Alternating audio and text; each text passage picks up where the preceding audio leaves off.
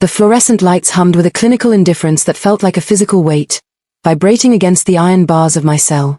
Just hours ago, I was holding my mother's hand, watching her life slip through the cracks of a system too busy for her survival. Now, the only hand I feel is the cold steel of the cuffs biting into my wrists. Through the precinct window, I can see the flickering glow of the city, a world that watched my mother die on a smartphone screen and then watched them arrest me for showing them why. My name is Elias, I am 17 years old, and tonight, I am a criminal because I dared to film the silence of the people who were supposed to save her. The rain didn't fall in drops, it fell in sheets, a heavy, grey curtain that seemed determined to swallow the old sedan as it hydroplaned toward the towering silhouette of St. Jude's General. Inside the car, the air was thick with the scent of damp wool and the terrifying, wet rattle of my mother's breath. It was a sound I had never heard before, a jagged, desperate scratching at the back of her throat, as if her lungs had turned to sandpaper. Almost there, Mom, I whispered, my knuckles white against the steering wheel. Just keep breathing. Focus on me. Sarah didn't answer. Her head was lolled back against the headrest, her skin a sickly, translucent shade of violet under the passing street lamps. She had been coughing for days, a stubborn cold, she'd called it, but by 10 p.m. tonight, the cold had turned into a monster. Her chest was heaving, her ribs straining against her thin sweater with every agonizing inhalation. I pulled into the emergency entrance, the tires screeching against the wet pavement. The ambulance-only signs glared red, but I didn't care. I killed the engine and ran to the passenger side, pulling her door open. The cold air hit her, making her gasp, a sound like tearing silk. I scooped her up, she felt impossibly light, as if the illness was eating her from the inside out, and kicked the hospital's glass double doors open. I expected chaos. I expected the frantic energy of a life-saving machine, doctors shouting orders, nurses rushing with gurneys, the controlled adrenaline of a place built to fight death. Instead, I found a tomb. The lobby of St. Jude's was cavernous, smelling of industrial lemon bleach and stale coffee. The floor was polished to a mirror shine, reflecting the harsh, buzzing fluorescent lights above. To the left, rows of plastic chairs sat empty. To the right, the triage desk was a fortress of glass and laminate. And it was unmanned. Help! I shouted, my voice bouncing off the high ceilings and returning to me, hollow and mocking. Someone. My mother can't breathe. I carried her to the nearest row of chairs and laid her down. Her eyes were open, but they were unfocused, darting around the ceiling as if searching for oxygen in the rafters. I ran to the triage desk and pounded on the glass. Is anyone here? Please. A door behind the desk creaked open. A woman in faded blue scrubs emerged, holding a ceramic mug that steamed in the cool air. She didn't run. She didn't drop the mug. She drifted toward the computer terminal with the soul-crushing slow motion of someone who had long ago traded empathy for a paycheck. Sign-in sheet is on the clipboard, she said, her voice a flat, nasal drone. She didn't even look up. She's dying. I screamed, my palms hitting the glass. She stopped talking 5 minutes ago. Her heart is racing. Look at her.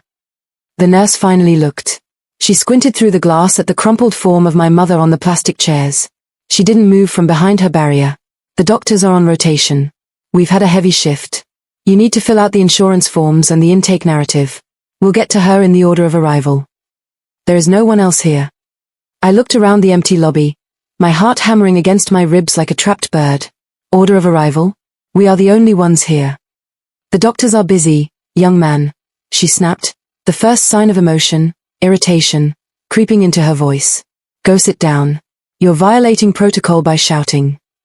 I went back to my mother. I knelt on the cold floor, taking her hand. It was ice. Mom, look at me. Look at Elias. Her eyes found mine for a fleeting second. A tear tracked through the sweat on her cheek. She tried to speak, her lips moving in a silent, desperate plea, but only a thin, bloody froth emerged.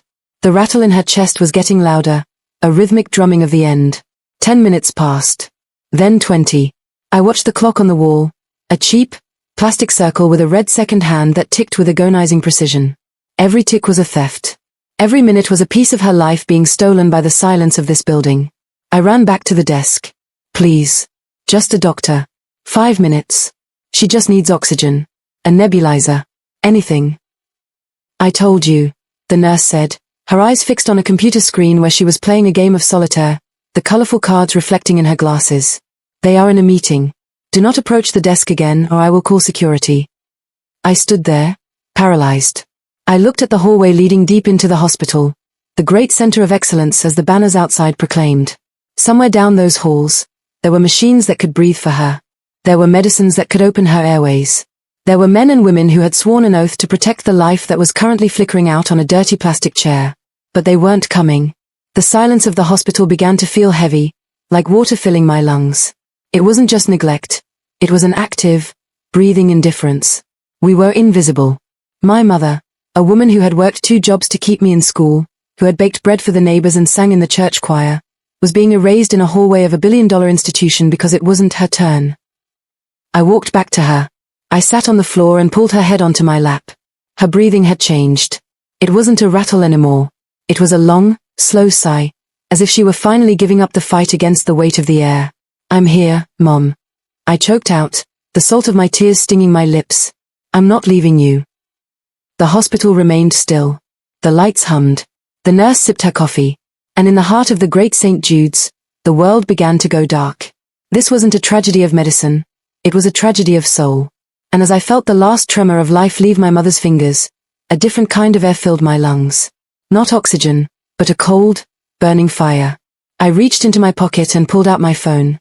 If they wouldn't look at her while she was alive, I would make sure they could never look away from her now that she was gone. The fire in my chest didn't feel like heat. It felt like liquid nitrogen, searing and absolute. My mother's hand had gone from a desperate grip to a heavy, limp weight that slid off my palm and hit the plastic seat with a dull thud. That sound, the sound of her lifelessness, vibrated through the floorboards and up into my teeth. I waited. I waited for the world to stop. I waited for the triage nurse to gasp, for the busy doctors to burst through the double doors with a defibrillator, for the universe to acknowledge that a heart made of gold had just stopped beating in a room made of glass. But the hum of the vending machine in the corner didn't skip a beat. The nurse at the desk didn't look up from her solitaire. The red second hand on the wall clock continued its rhythmic, indifferent march. Tick, tick, tick. The silence was a physical blow. It was an insult to her memory. It was the sound of a billion-dollar machine grinding a human life into a statistic. I didn't cry then. The tears had frozen somewhere behind my eyes, replaced by a clarity so sharp it felt like it could cut through the hospital's reinforced concrete walls. I looked at the emergency sign glowing above the desk. It was a lie. There was no emergency here. There was only a schedule. I stood up. My legs felt like they belonged to someone else, stiff and robotic. I reached into my pocket and pulled out my phone. It was an old model, the screen spider-webbed with cracks, but the camera still worked. I hit the red button. "Look at her," I whispered. My voice was a ghost's rasp, but as I spoke, it grew, vibrating with a tectonic fury. "Everyone, look at her." I turned the lens toward the chairs. I captured the way her gray hair was splayed against the blue plastic, the way her eyes were still half open, staring at a ceiling that offered no mercy. I captured the stillness of her chest, the chest that had been heaving for air just minutes ago, now as silent as a stone. "This is Sarah," I said, my voice gaining a terrifying, calm edge. I walked toward the triage desk, the phone held out like a holy relic or a loaded weapon. She was 54. She liked gardening. She taught me how to tie my shoes. She worked 40 hours a week at the laundromat so I could buy books for school. The nurse finally looked up. Her eyes went wide, reflecting the glow of my phone's flashlight. "Young man, put that away. Recording is strictly prohibited in this facility. It's a violation of..." A violation. I laughed, a jagged, broken sound that echoed down the empty hallway. I didn't stop filming. I panned the camera to the empty lobby, to the wait times monitor that ironically displayed a 10-minute estimate, and then back to her face. "You want to talk about violations? My mother just died 3 feet away from you. She begged for help. I begged for help. You told me to wait my turn. Well, her turn is over." "Security," the nurse hissed into her intercom, her face flushing a deep, guilty red. "I have a non-compliant individual in the lobby filming staff. Send someone now." "Film me," I shouted at the empty air, turning the camera on myself. My face was a mask of grief and rage, my eyes bloodshot and wild. "My name is Elias. We are at St. Jude's General. They have the best equipment in the state. They have the most famous doctors. And they let a woman suffocate in the lobby because they were having a meeting. They let her die alone." I could hear the heavy thud of boots coming from the interior of the hospital. I knew I didn't have long. My thumb hovered over the screen. I hit post to my social media feed, then live to the city's community page. "Don't let them delete this," I pleaded with the unseen digital world, my voice breaking for the first time. Don't let them pretend she wasn't here. Please. Someone just acknowledge that she existed. The double doors at the end of the hall swung open. 2 security guards, burly men with belts laden with radios and handcuffs, charged toward me. Behind them walked a man in a crisp, white lab coat, his stethoscope draped around his neck like a silver snake. This was the doctor, the one who had been too busy to see a dying woman. Stop that recording immediately, the doctor commanded. He didn't look at the woman on the chair. He looked at the phone. He looked at the potential lawsuit in my hand. I backed away, keeping the camera leveled at him. You're too late, doctor. She's gone. You had an hour to save her, and you didn't even give her a blanket. Grab him. The doctor ordered the guards, his voice cold and clinical. Confiscate the device. It contains sensitive hospital data. I dodged the first guard, my heart hammering. I wasn't trying to escape, I was trying to finish the upload. The little blue bar on the screen crawled forward. 85%. 90%. Stay back. I yelled. I backed into the center of the lobby, right next to where my mother lay. I wanted them to have to step over her to get to me. I wanted them to have to acknowledge the body they had ignored. Elias, stop this, the nurse said, her voice now trembling with a mix of fear and realization of what this video would do to the hospital's reputation. We can talk about this. We can go into a private room. A private room. I looked at my mother's pale, peaceful face. She looked so small now. You want to hide us now? No. You had your chance for privacy. Now, everyone gets to watch. Upload complete. I felt a surge of triumph that was immediately drowned by a wave of crushing sorrow. It was done. The truth was out of my hands and into the ether, where no hospital director or security guard could reach it. The guards closed in. One grabbed my arm, twisting it behind my back.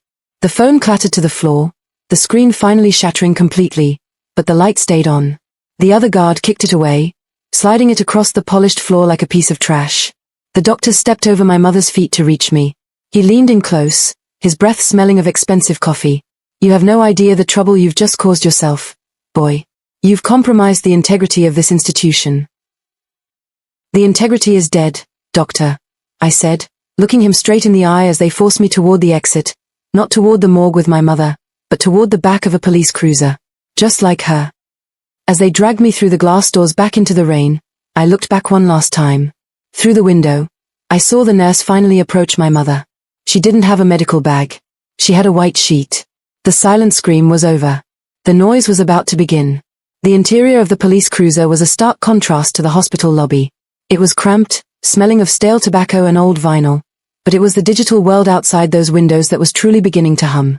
As the officer shifted the car into gear, my phone, lying forgotten and cracked on the hospital floor, had already done its job. The upload hadn't just reached a few friends.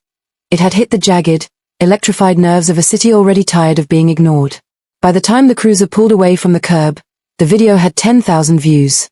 By the time we hit the first red light, it had 50,000. I sat in the back, my forehead pressed against the cool, rain-streaked glass. I wasn't thinking about the viral nature of the tragedy. I was thinking about the way my mother's hair had looked under the fluorescent lights, limp and graying, and how I would never get to brush it again.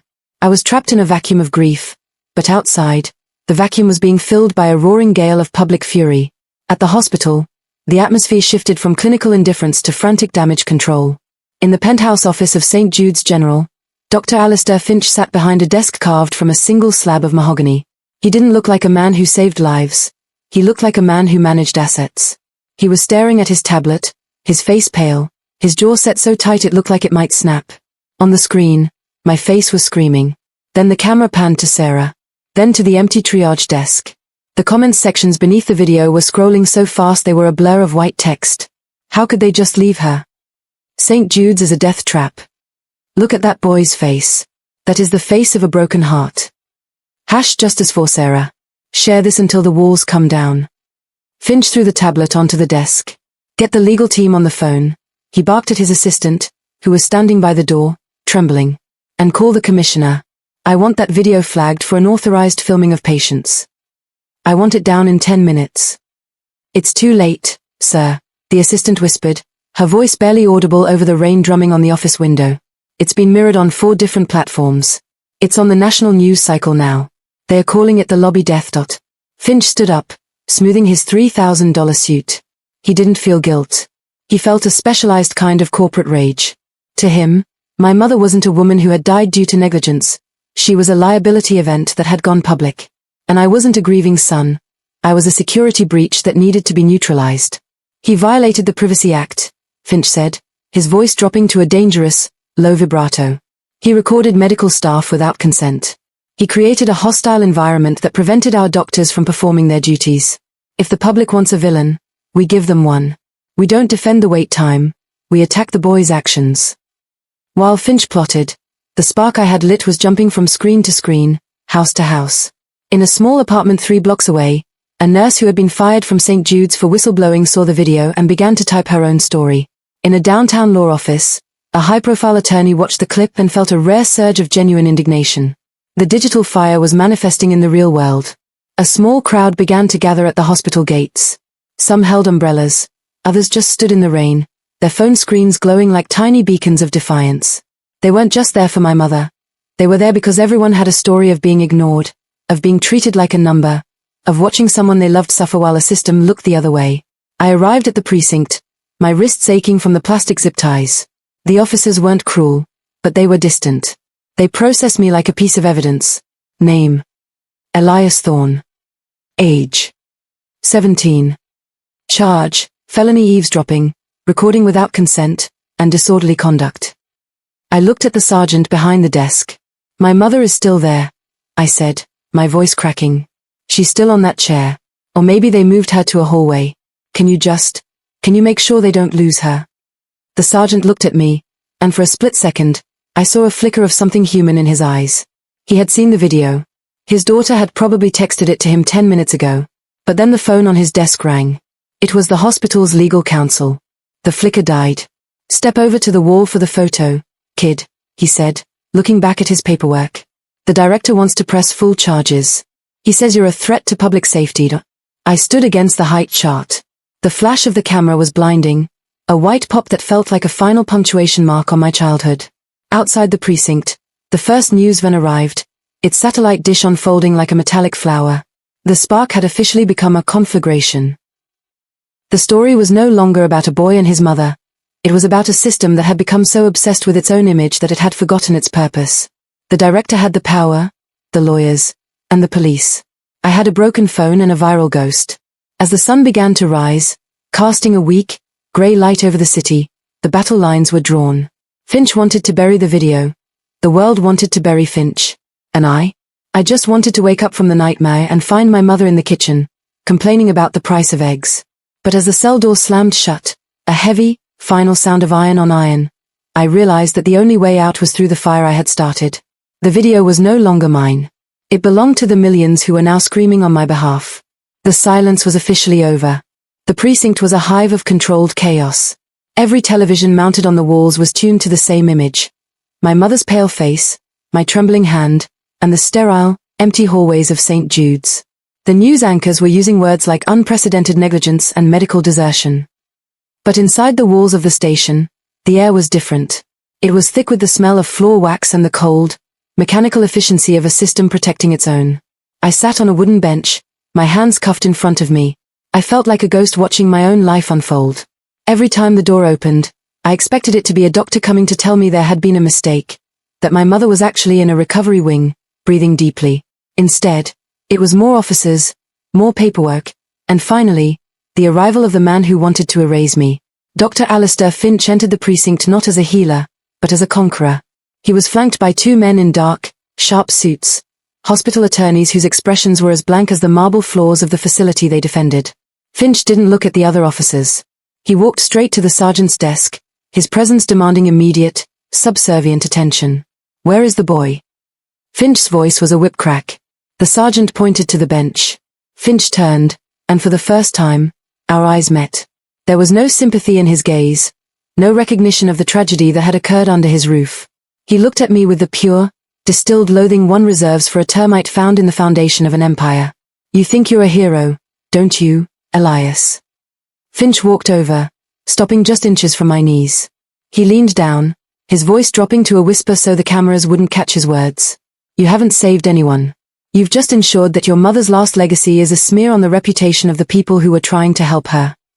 You weren't helping her, I whispered back, my voice shaking with a mix of exhaustion and hatred. You weren't even there. I was managing a crisis, Finch snapped, straightening his tie. A crisis you exacerbated by filming in a secure medical zone. That device of yours contains the private faces of staff and the internal layout of a high-security facility. You've compromised us. You've put lives at risk with your viral stunt. He turned back to the sergeant. I want him processed immediately.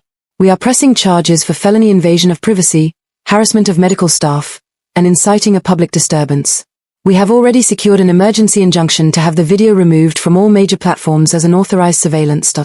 His 17, Doc, the sergeant said, scratching his chin, his eyes darting to the TV screen where my mother's image was being blurred out. And his mother just, well, she's still at the morgue. The law doesn't pause for grief, Sergeant, Finch replied coldly. His actions led to a security lockdown. 3 ambulances had to be diverted because of the protests his video sparked. If a patient dies in one of those diverted rigs, his blood is on this boy's hands. Now, do your job, or I'll call the mayor's office. The sergeant sighed and nodded to a junior officer. Take him back. Cell 4. As the officer grabbed my arm to pull me up, the front doors of the precinct burst open. A wave of shouting and camera flashes flooded the lobby. A group of protesters had followed the cruiser from the hospital, their signs scrawled with the words I had spoken in the video. The silence is killing US. Is he in there? A reporter shouted, thrusting a microphone toward the desk.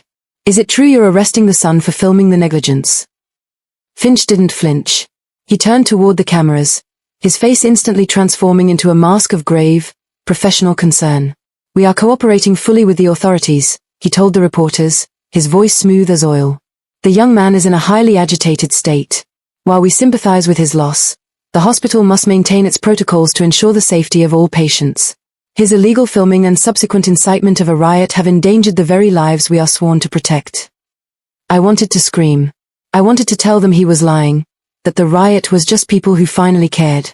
But the officer jerked my arm, dragging me toward the heavy steel door that led to the holding cells. Wait. I cried out, looking back at the crowd. Don't let him lie.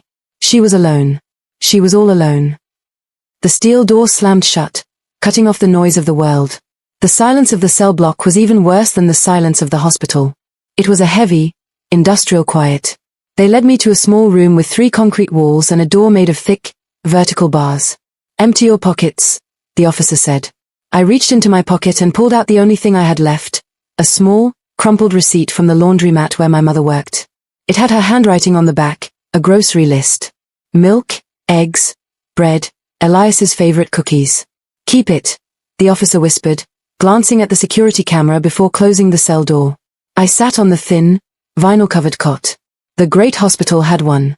They had the lawyers, the cameras, and the narrative. I was just a kid in a cell, wearing a shirt that still smelled like the rain from the night my mother died. As the red and blue lights of the police cars outside flashed against the cell wall, the same rhythm I had seen through the hospital windows, I realized the true horror of the situation. I hadn't just lost my mother. The system was now trying to take my voice, too. They weren't just arresting me, they were trying to arrest the truth. But as I clutched that grocery list in my trembling hands, I knew one thing. The video was already out there. And unlike me, the internet didn't have a cell. The battle for Sarah wasn't over. It was just moving into the dark. The transition from grieving son to inmate happened with a clinical, terrifying speed. By midnight, I was no longer Elias Thorne. I was booking number 77492. The precinct cell was a sensory vacuum. The walls were a sickly shade of institutional beige, and the air felt recycled, tasting of rust and old sweat. Every few minutes, the heavy magnetic locks on the outer doors would thud, a sound that felt like a hammer hitting my chest. While I sat on that cold cot, staring at my shoeless feet, the world outside was being reshaped by Dr. Finch's PR machine. In the precinct's briefing room, Finch and his legal team were working with the precision of surgeons. They weren't just pressing charges, they were performing a character assassination. By 2 a.m., a leaked statement from the hospital's board began appearing on news tickers. It didn't mention my mother's gasping breaths or the empty triage desk. Instead, it focused on the security breach at St. Jude's. The narrative was being flipped. The headlines began to shift: hospital lockdown, did a viral video endanger patients, and the dark side of citizen journalism. Finch's lawyers argued that my erratic and aggressive behavior had forced a Code Silver protocol, causing the very delays I was complaining about. They were gaslighting an entire city, turning my moment of pure, raw grief into a calculated act of digital terrorism. A detective entered my cell around 3 a.m. He didn't sit down. He stood by the bars, a folder tucked under his arm. "The director is offering a deal, Elias," he said, his voice devoid of the earlier pity. "He's a powerful man with a lot of friends in the DA's office. He says if you sign a document admitting that the video was contextually misleading and agree to a non-disclosure agreement, the hospital will drop the felony privacy charges. You'd go home tonight with a slap on the wrist for disorderly conduct." I looked up at him, my eyes burning. Contextually misleading? My mother died while that nurse was playing cards. That's the context. The context is that you're a minor facing 5 years in a state facility for a felony record that will follow you forever, the detective countered, leaning in. "Finch is a shark. He's already got 3 eyewitnesses, staff members, who are ready to testify that you were screaming threats before you even started filming. They'll say you blocked the doctors from reaching her." The weight of the system began to press down on me. It wasn't just the walls of the cell. It was the realization that the truth was a fragile thing when up against $1 billion budget. They weren't just trying to put me in jail. They were trying to make me say that my mother's death didn't happen the way I saw it. They wanted to buy my silence with my freedom. "I won't sign it," I said, my voice barely a whisper but steady. "Then you stay here," he said, shutting the folder. "And tomorrow morning, when you see the judge, Finch's lawyers are going to argue that you're a flight risk and a danger to the community. You won't be going to a funeral, Elias. You'll be going to a remand center." He left, the heavy door clanging shut behind him. The hours that followed were the longest of my life. I watched the light change from the deep black of night to a bruised, misty purple through the high, reinforced window. I thought about the funeral I wouldn't be able to plan. I thought about our small apartment, where her gardening gloves were still sitting on the windowsill. But then, the silence of the cell block was broken. It started as a low hum, a vibration I felt in the soles of my feet before I heard it with my ears. It sounded like a distant hive of bees. I stood up and pressed my ear to the cold brick wall. The sound grew louder, resolving into a rhythmic, pulsing chant. It wasn't coming from inside the station. It was coming from the street. "Justice for Sarah. Release the son. Justice for Sarah. Release the son." I scrambled to the bars, trying to see out into the hallway. A young officer walked by, looking nervous. He was checking his watch every 30 seconds. "What's happening?" I called out. He hesitated, then leaned closer to the bars.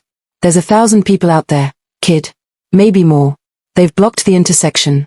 They are holding up their phones with the flashlights on. It looks like a sea of stars." The silent operator protocol of the hospital had failed. They had tried to close the fist, but they had only succeeded in crushing a spark that was now a wildfire. The more they tried to paint me as a criminal, the more the public saw me as a martyr. The system was closing its fist, yes, but it was realizing, too late, that it was holding onto a grenade. I sat back down on the cot, the chant from the street echoing through the ventilation shafts. I was still in a cell. My mother was still gone. But for the first time since I walked into that hospital, I didn't feel invisible. The system had the power, but the street had the truth. And the truth was refusing to be arrested.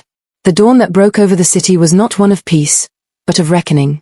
As the first rays of sunlight hit the polished glass of St. Jude's General, they illuminated a scene that Dr. Finch's PR team could no longer spin.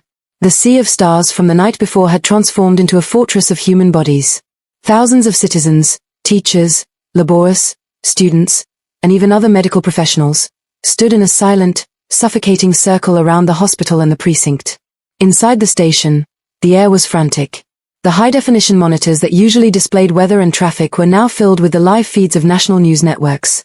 The headline was no longer about a security breach, it was about the arrest of a grieving son. I was led out of my cell at 8 a.m.